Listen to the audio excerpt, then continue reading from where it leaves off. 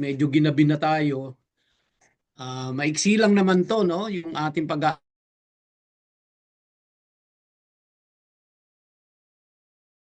na ating tatalakayin ay si Micah. Ah, lahat ho tayo narinig na natin si Micah or minsan sabi nila si Mika at siguro pamilyar lang tayo sa pangalan pero baka hindi tayo masyadong pamilyar doon sa nakapaloob sa mensahe ni Micah. So bago po yan, tayo po'y manalangin muna sandali. Dakilang Diyos, aming Ama, marami pong salamat sa gabing ito na muli kami ay tinipon mo via Zoom upang magkasama-sama sa pagpupuri at pag-aaral ng iyong salita. Kaya sa oras na ito, inihiling po namin na gabayan mo po kaming lahat.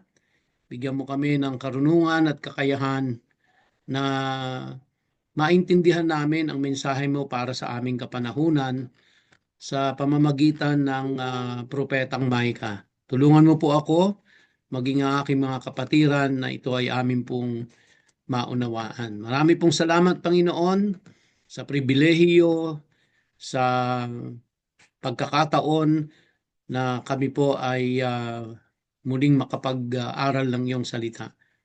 Sa iyo po ang lahat ng kapurihan at kaluwalhatian at pasasalamat sa pangalan ni Yeshua. Amen. So as you can see on the screen, our topic for tonight is about Micah and the subtitle is Judgment and Hope. Si Micah po ay alam natin isang propeta na siya ay nabuhay nung panahon ni Haring Hezekiah at maaring kasabay ni Micah na nagpo-prophesy noon ay si Isaiah, no? At halos kaparehas din nung mga naunang pinag-aralan natin ng mga propeta na ang layunin ng kanilang prophecy ay upang magbigay ng babala laban sa umiiral na kasamaan, katiwalian, at kasama dito kay Micah ay yung mga huwad o fake na seguridad na makikita natin sa panahon natin ngayon very much ano po ito uh, very much seen in even in Christian churches. Mamaya po explain ko kung ibig ko sabihin, no? At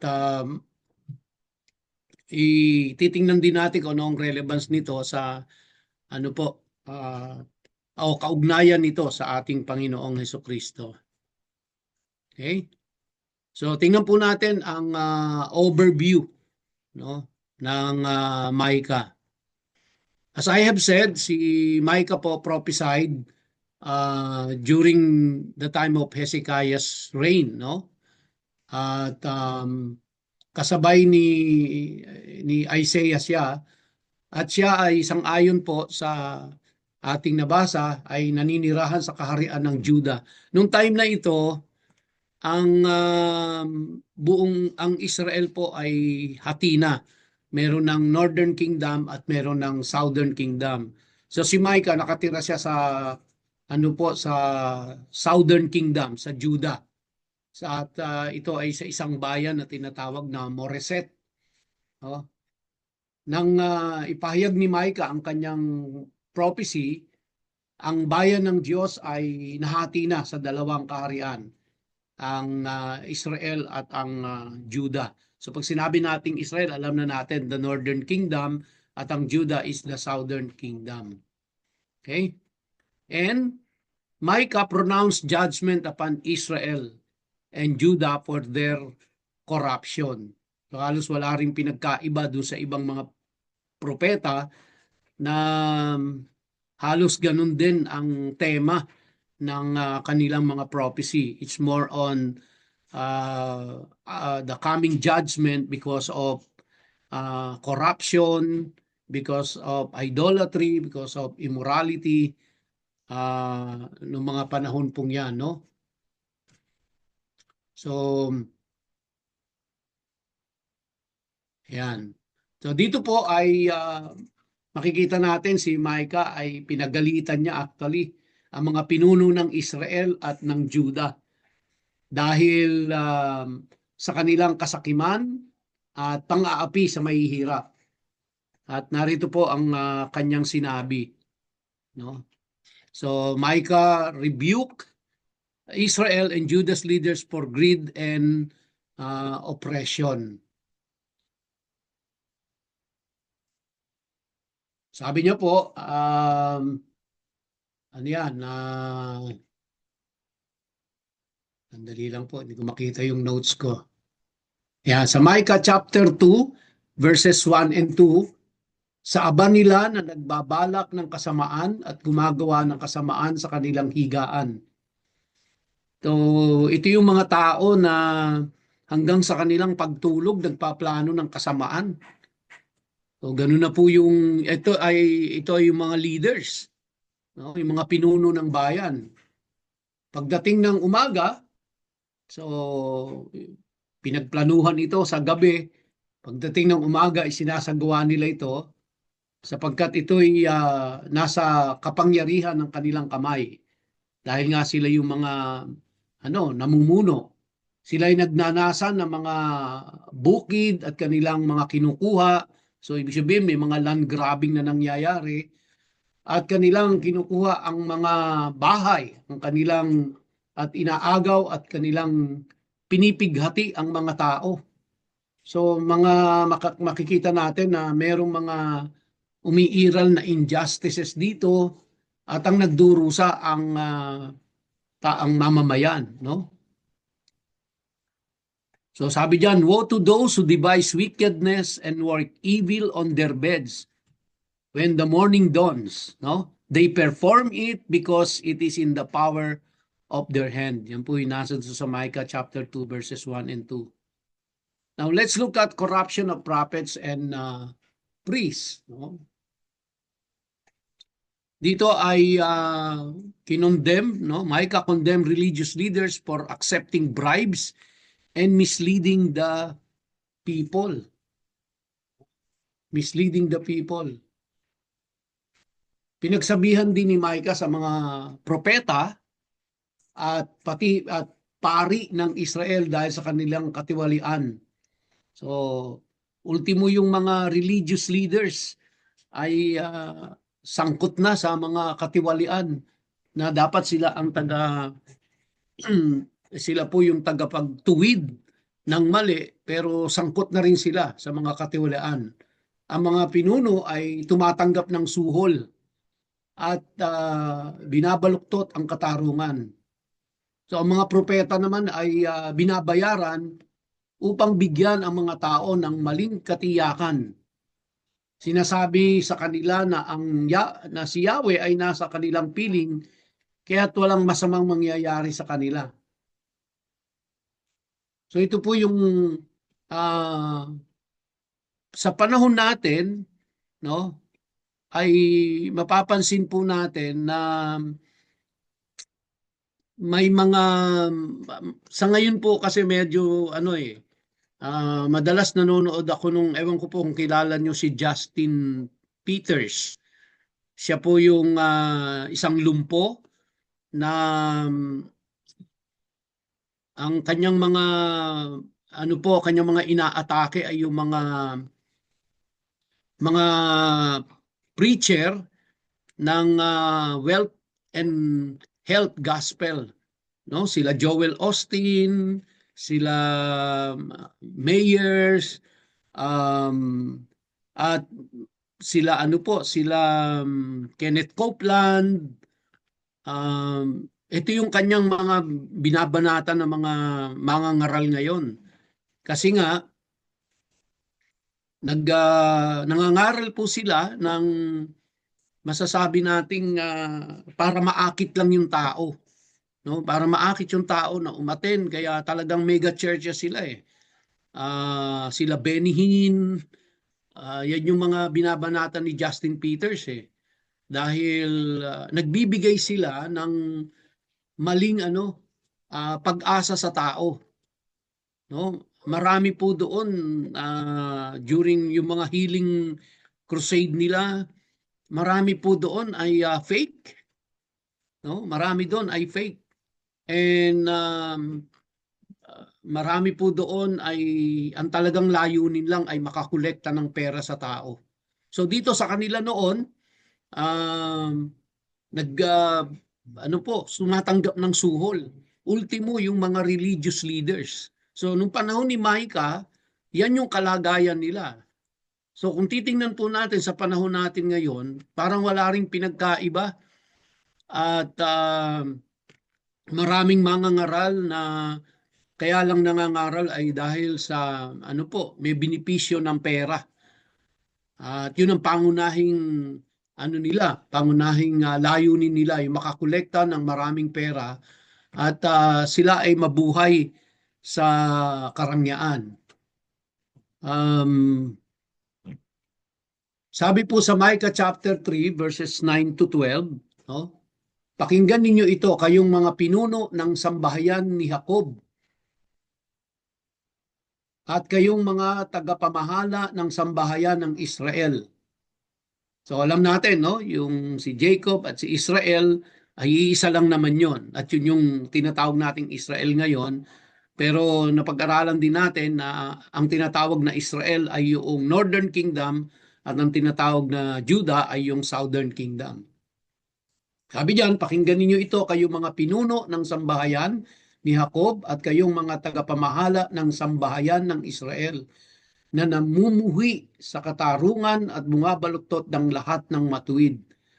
Kaya dahil sa inyo, no, sabi dito, kaya dahil sa inyo, ang Sayon ay aararuhin na parang isang bukid at ang Jerusalem ay magiging bunton ng mga guho at ang bundok ng bahay ay magiging parang gubat. So ito yung mangyayari dahil nga po sa umiiral na katiwalian noon at kasamaan nung panahon ni Micah, binigyan niya ng babala yung mga tao noon na ito ang mangyayari.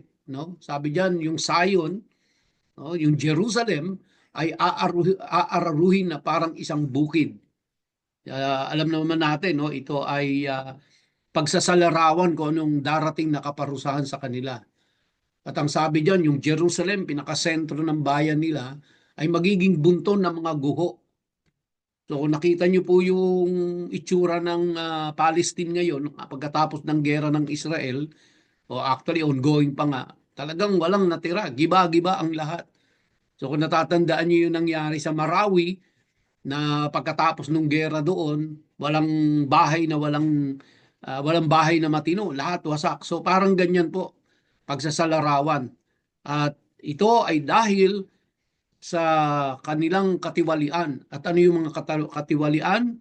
Tumatanggap sila ng suhol, nagbibigay sila ng mga maling ano po, no? Mga wrong promises sa mga tao para maakit lang nila ang mga tao. So kaya yan po yung makikita natin diyan sa Micah chapter 3 verse 11.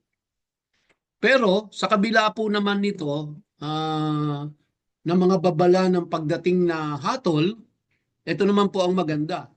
Tiniyak ni Micah sa mga tao na may pag-asa pa rin. Kaya kumbaga hindi siya prophet of doom. Siya ay balansado. Ito ang mangyayari dahil sa inyong pagsuway, dahil sa inyong kasalanan, mawawasak ang Zion, mawawasak ang Jerusalem, no? At hahatulan kayo. Pero merong restoration, may pag-asa pa rin. Ipinangako ng Diyos na kahit dadaan ang kanyang bayan sa pagkawasak at ipatatapon mula sa kanilang mga lupain, muli nila siyang titipunin. No? Sa Micah chapter 2 verse 12 to 13. No? Sabi diyan, for out of Zion shall go forth the law and the word of the Lord from Jerusalem. So ipinangako rin niya na ang Jerusalem ay na magiging bunton ng mga guho. Katulad na nabasa natin kanina, ay muling itatayo. At tulad ni Isaiah, ipinahayag ni Micah na darating ang panahon na ang mga bansa ay pupunta sa Jerusalem upang matuto ng mga kautusan ng Diyos sa panahong yon. Magkakaroon ng kapayapaan sa lahat ng bansa. Ito po ay masasabi natin it's a prophecy na hindi pa nangyayari. No, kasi sabi po diyan ay darating po yung panahon na ang mga bansa ay pupunta, ang mga bansa ay pupunta sa Jerusalem upang matuto ng mga kautusan ng Diyos. So, tinutukoy po dito ng mga bansa ay ang mga maraming bansa. Darating po yung time na yon. So, ito po yung establishment na ng Kingdom of God here on earth. At ang magiging sentro ay ang Jerusalem.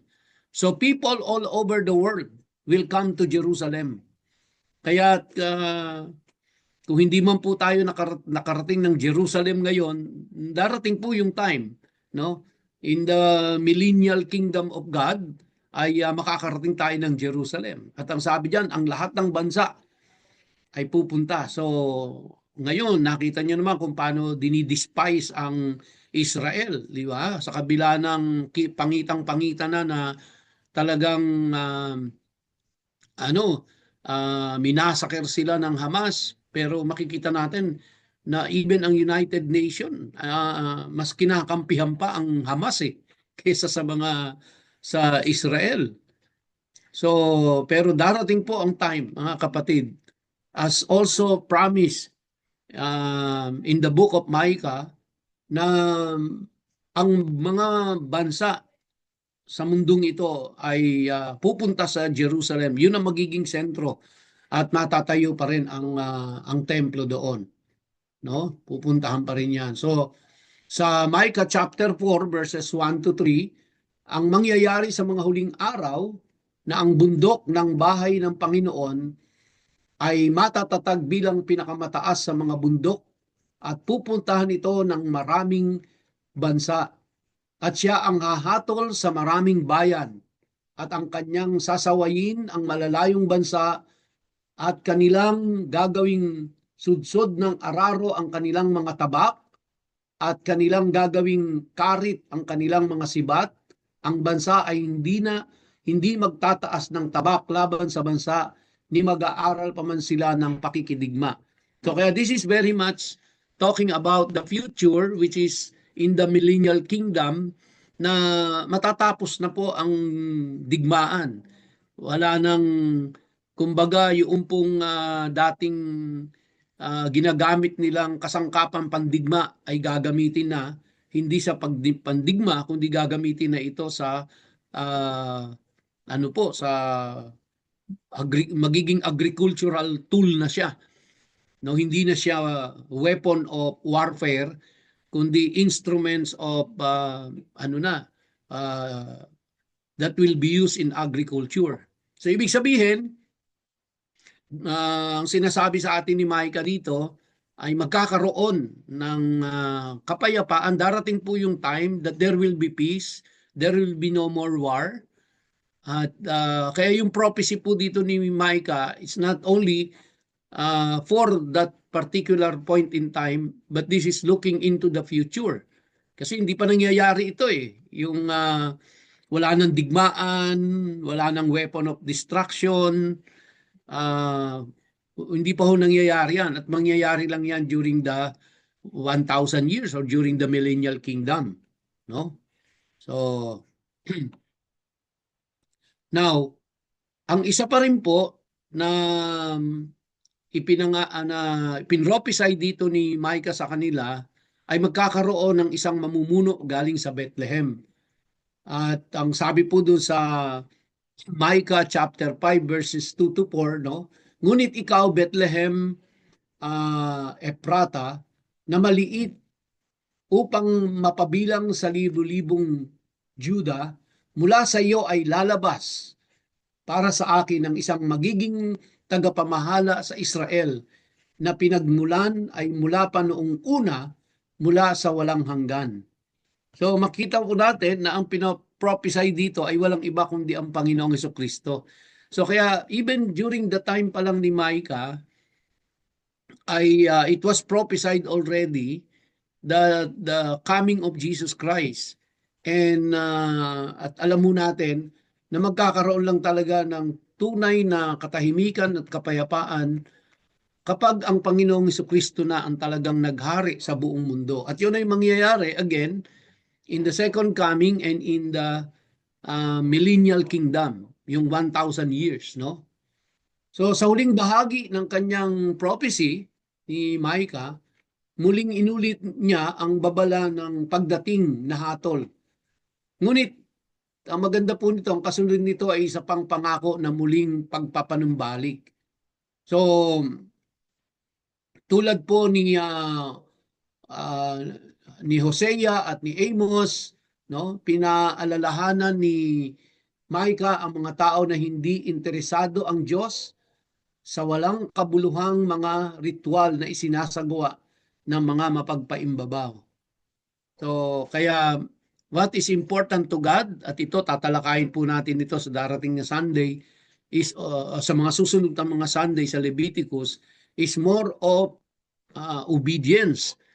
No? Bagamat ang Diyos din po ang utos sa kanila ng mga sacrifices nila ngayon, yung mga ritual na yon, pero hindi ibig sabihin nun ay wala na doon yung ano po, yung true meaning, no, ng mga symbolism na yon, ng mga sacrifices na yon.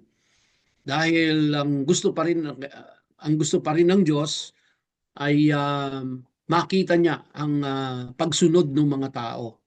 And even nowadays, alam po natin, yan din ang gusto ng Panginoon na makita sa atin, no?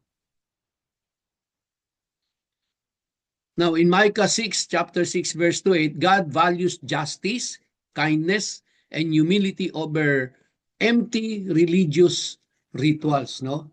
Sabi po diyan, ano ang hinihiling sa iyo ng Panginoon kundi ang gumawa ng katarungan, umibig ng kagandahang loob, at lumakad ng magpakumbaba sa harap ng Diyos. So, hindi yung nagbabago yan. Even nowadays, sa ating pong kapanahunan, ay ganun pa rin po ang prinsipyo ng Panginoong Diyos. Ito pa rin ang gusto niyang makita sa atin, na tayo ay gumagawa ng kabutihan, umiibig ng kagandahang loob, at lumalakad ng may pagpapakumbaba, no? And we love justice and we value justice. Kaya kapag nawalan tayo ng hustisya, hindi umiral ang hustisya, ito po ay hindi gusto ng Panginoon. Now, sa huling kabanata po ng Micah, ipinahayag niya ang kanyang lungkot dahil sa dahil sa kasalanan ng bayan. Ngunit nagtapos siya sa isang awit ng papuri para sa awa at katapatan ng Diyos. Okay? So, pinuna din po ni Micah dito, mga kapatid, ang huwad na relihiyosong ritual at itinuro ang kahalagahan ng katarungan, awa at pagpapakumbaba. Okay? So, yan po ang nais ng Panginoon, to do justice, to love kindness, and to walk humbly with our God. So, final judgment and mercy. Micah warned of judgment but assured God's forgiveness for the repentant. Yun po yung maganda sa ating Panginoon, no? Na mayroon siyang judgment, but at the same time, mayroon siyang mercy.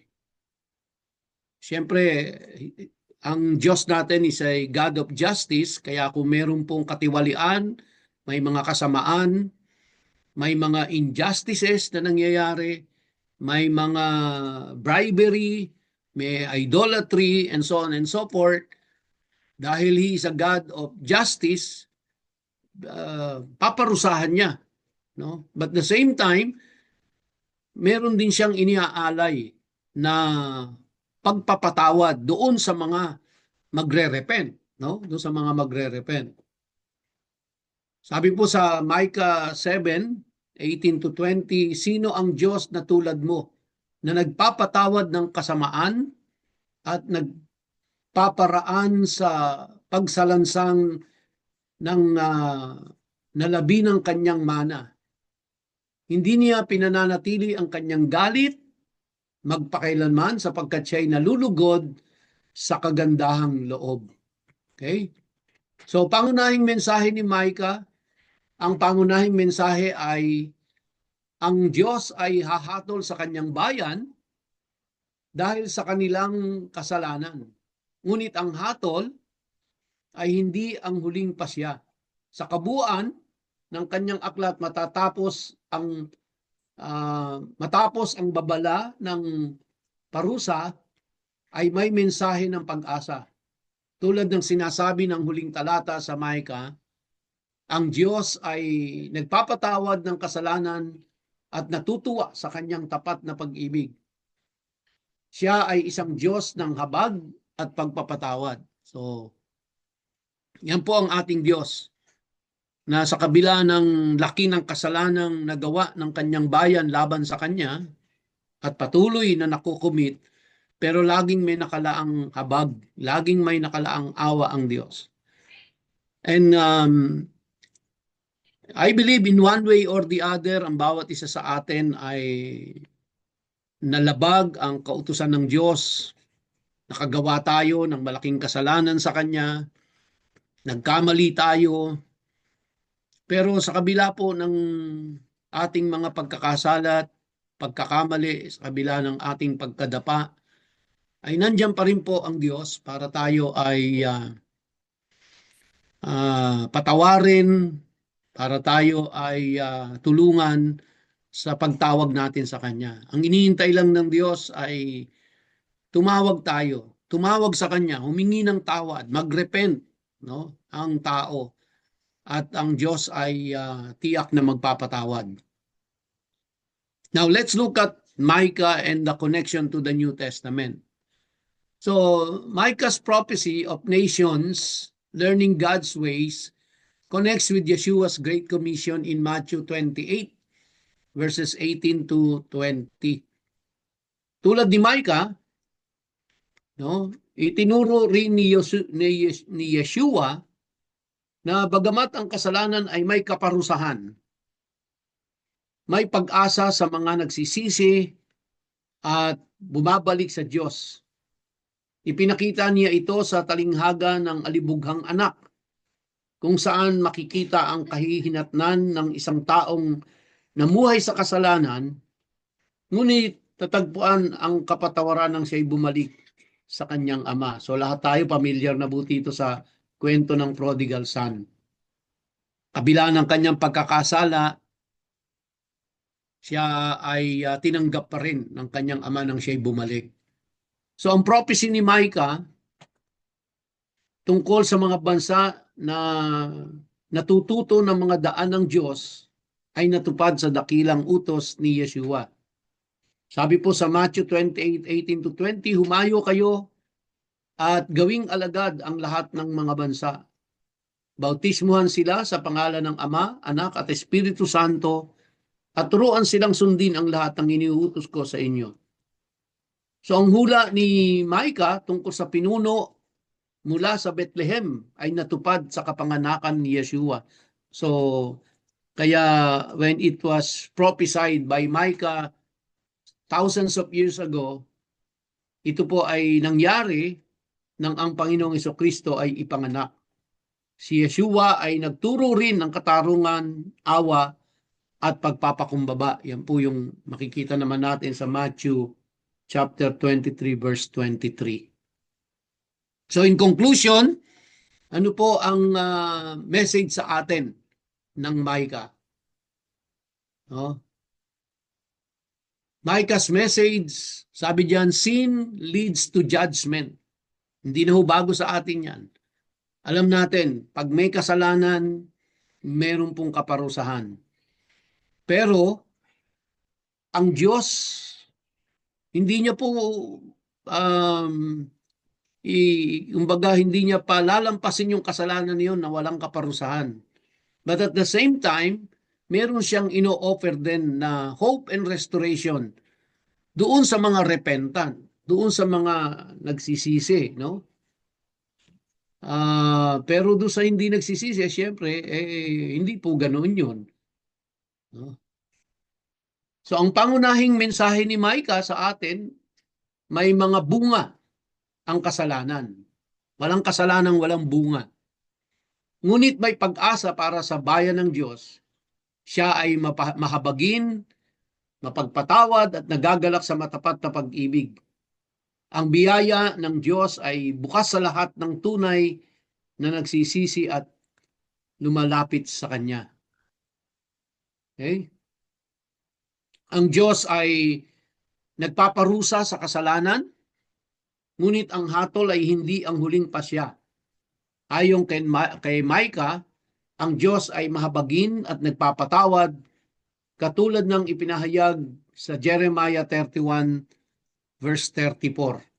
No? Mahalaga ang ating mga gawa at hindi natin dapat isipin na tayo ay ligtas mula sa epekto ng kasalanan dahil lamang sa biyaya ng Diyos. In Galatians chapter 6 verses 7 and 8, huwag kayong padaya. Ang Diyos ay hindi maaaring lokohin. Ang anumang itinanim ng tao, iyon din ang kanyang aanihin. Ginagamit ng Diyos ang disiplina upang hubugin tayo sa kabanalan. And in Hebrews chapter 12, verse 7 to 11, ang Diyos ay nakikitungo sa inyo bilang mga anak. Walang anak na hindi dinidisiplina ng kanyang ama. Bagaman ang disiplina ay masakit sa sandaling iyon, ito ay nagbubunga ng kapayapaan at katwiran. So, in conclusion, ang mensahe ni Micah ay malinaw. Ang kasalanan ay may hatol, ngunit ang Diyos ay mahabagin. Ang mga nagsisisi ay makatatanggap ng kapatawaran, at bilang mga mananampalataya, dapat tayong mamuhay ayon sa katarungan, awa at pagpapakumbaba na nagtitiwala na ang Diyos ay magpapatawad sa ating mga makasalanan. Hanggang dito na lang po mga kapatid, and I hope we have learned something from the book of Micah, at alam ko very much applicable ito kahit sa ating kapanahunan, no? Na bagamat ang Diyos ay nagpaparusa sa ating mga kasalanang nagawa, we will suffer the consequences and the judgment of our sins, pero wag rin natin kalimutan, nandiyan ang mercy ng Diyos. Kung tayo ay magsisisi at lalapit sa Kanya, tayo ay Kanyang patatawarin. Hanggang dito na lang po mga kapatid, at maraming salamat po. Muli, pasensya na po kayo sa naging mga abirya, at pagpalain po tayo ng Panginoon. Tayo po ay magsara sa panalangin.